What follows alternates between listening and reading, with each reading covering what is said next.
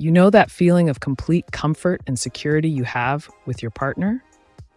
It's what we all look for. But what if I told you that sometimes our brains can get a little too comfortable and mistake a single ingredient for the entire recipe of love? You might think you found the one, but your brain could be playing a subtle trick on you.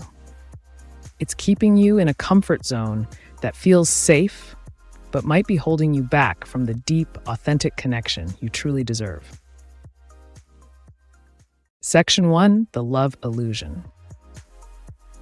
So think about your relationship. Does it feel comfortable, predictable, safe? That's great. A sense of safety is a cornerstone of a healthy relationship. But sometimes we can cling to that comfort so tightly that we miss what's really going on. What feels like security might just be a predictable pattern. It's like using your partner as a human life raft. You're not trying to build a boat together to explore the ocean. You're just clinging to them so you don't drown in the waters of loneliness or fear.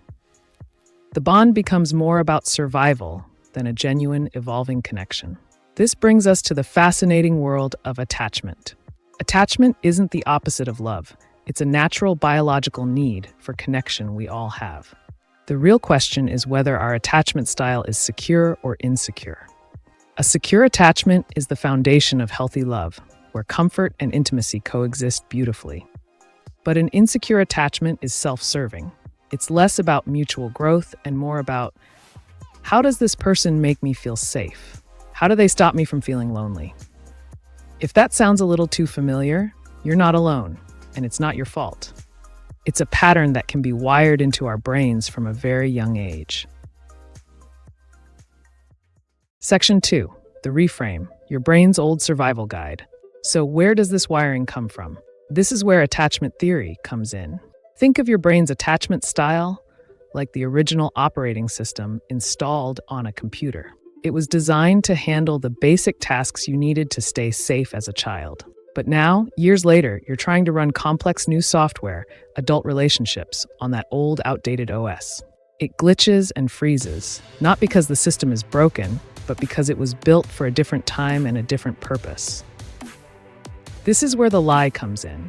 It's not a malicious lie, but your brain's outdated attempt to protect you.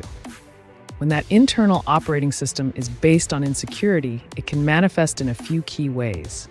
First, there's the anxious attachment style. This is like having a faulty smoke detector. It goes off all the time, even when there's no fire. You crave closeness, but live with that blaring alarm of abandonment fear. Your brain might trick you into thinking that constant anxiety and the need for reassurance are signs of passionate, epic romance. But really, it's just your fear running the show. Then there's the avoidant attachment style. This is like living in a castle with the drawbridge permanently up. It feels incredibly safe because you're in complete control and no one can get in to hurt you. Your brain could lie, convincing you that a relationship with no emotional waves is a healthy one.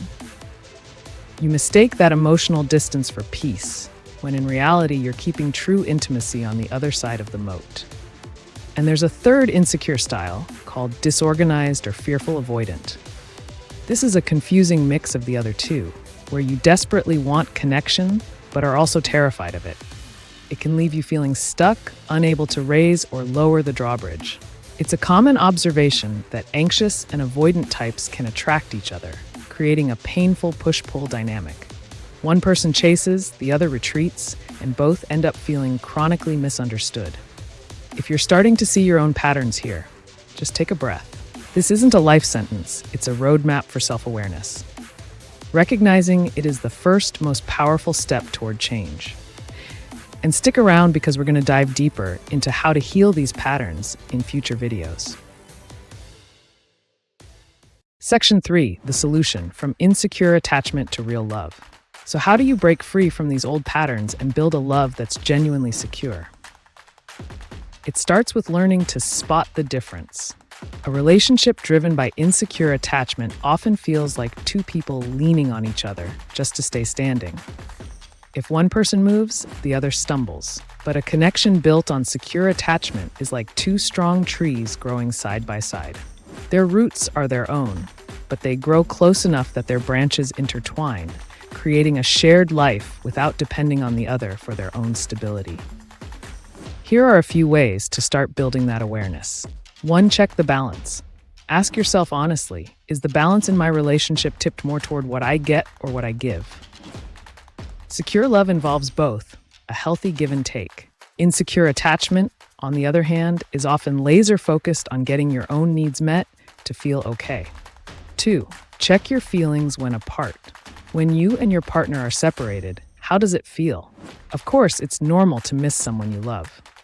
But is it a calm sense of, I value this person and look forward to seeing them again? Or is it an overwhelming wave of anxiety and panic? While mild anxiety can be normal, intense and persistent distress when you're apart could be a flag that your attachment is driven by a fear of loss. 3. Name your pattern. Start observing your behavior without judgment. Do you tend to seek constant reassurance or feel rejected when your partner needs space? That could be an anxious pattern. Do you shut down or create distance when things get emotional? That might be an avoidant pattern. Just noticing your tendency is the beginning of changing it. The good news is these patterns aren't fixed. Research shows that many people develop more secure attachment styles over time. That feeling of comfort and security is a wonderful, essential part of love. But it's not the whole story. When it's driven by old survival programming, it can mask a fear-based attachment that holds you back. The lie isn't comfort itself, but the idea that comfort alone is enough, like thinking a solid foundation is the same as a finished home. By understanding your own attachment style, you can stop reacting based on your past and start making conscious choices in your relationships. You have the power to move from fear to freedom and build the secure, respectful, and genuinely intimate love you truly deserve. If this helped you see your relationships in a new light, let me know in the comments. And be sure to subscribe for more insights on building healthier, more fulfilling connections. Every day is a bonus. Charles Odia.